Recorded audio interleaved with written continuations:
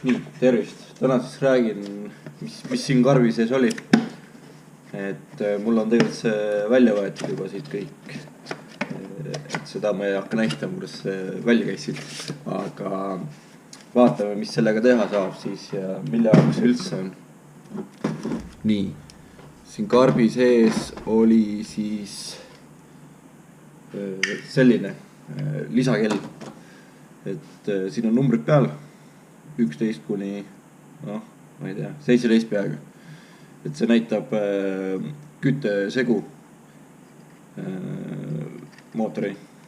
Et õhu ja kütuse segu.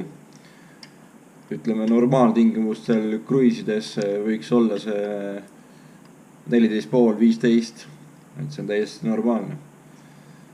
See kell ongi oluline selleks, et põhjagaasiga sõites näha, mis see segu siis on, et lahjaks ei jää, et lahja seguga üldjuhul on võimalik kolvid üles ulatada. Et turbomootoritel tavabensiiniga sõites seal põhjagaasiga 12,5 oleks põhimõtteliselt maksimum, mis ta näidata võiks. Et sealt edasi 13,5 juba hakkab segu lahjaks minema ja see on juba ohtlik kolvidele. Nii, siis meil on kell olemas, et see tuleb paigaldada autosse. Lambda on mul juba auto külje paigaldatud sumbutisse, et seda ma näitan pärast, kuhu ma selle toppisin. Siis on meil siin üks pikk juhe. See on vaja tegelikult niimoodi, et see osa jääb kapoti alla ja see osa salongi. Et mul on vaja läbi tulemüüri vedada see salongi kuidagi. Lisaks on siin valge taust, et kuidas kellelegi rohkem meeldib või siis mis värvi kellad ennem autos on. Ja siis on siin üks juhe veel, et siia tuleb arvatavasti ühendada pluss-miinus ja 2 otsa on veel, seda saab vaadata siit instruktsioonist, mis oli pakis kaasas. Et mis need 2 otsa veel on. Jah, et punane ongi pluss 12 volti. Must on kerepass. Valge saab ajusse, mootori ajusse viia 0–5 volti väljund siit samast kellast. Ja sinine on serial output, et selle saab arvatavasti arvutiga ühendada. Jah, RS232 kompordiga. See on muidugi kiviaegne port, aga saab ühendada. Siin kella taga on sees, siin on selline keeratav lüliti, et selle positsiooni saab ka muuta. See on vajalik selleks, et ajusse signaal viia.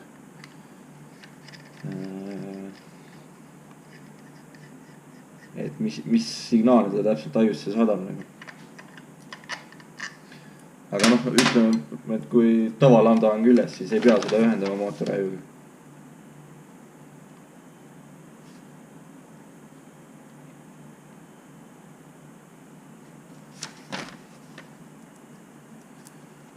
Ja siin on päris palju infot selle kohta. Siin ongi erinevad need, mis saab keerata siit tagant, et mis väljundi ta saadab ajusse. Et kas saadab 0–5 volti või siis 0–1 kas või mida täpsemalt see aju tahab saada, mis lambda signaali. Aga siis põhimõtteliselt tuleb viia see juhe kuidagi salongi. Et vaatame, kus me selle läbi saame ja vaatame, kuhu ma lambda panin. Ja põhimõtteliselt oli kaasas tal ka see adapter nii-öelda, mis saab summuti küll keevitada, et saab lambda sisse keerata. Aga meil oli juba pesa olemas seal summutis. et seda ei pidanud keevitama.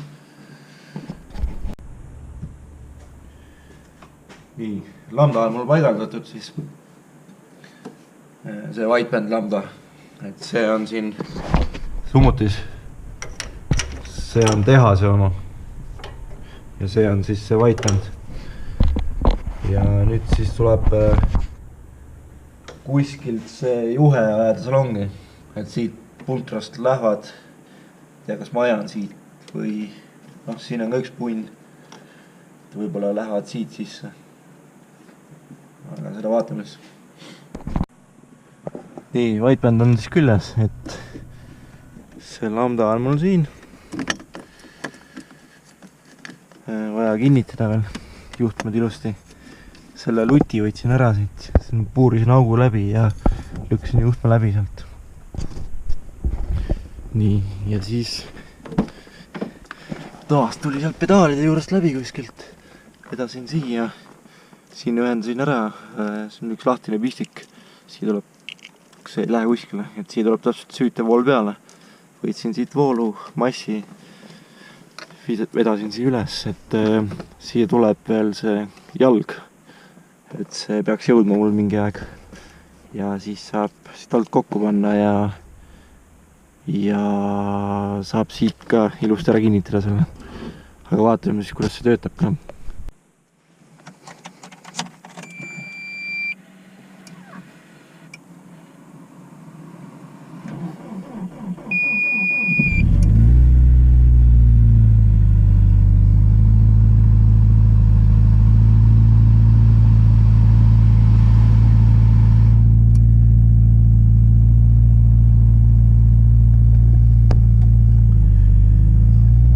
Peast on normaalne, et see segu on rikkam, et kui mootor soojaks käib, siis ta võiks seal 14,5 näidata umbes.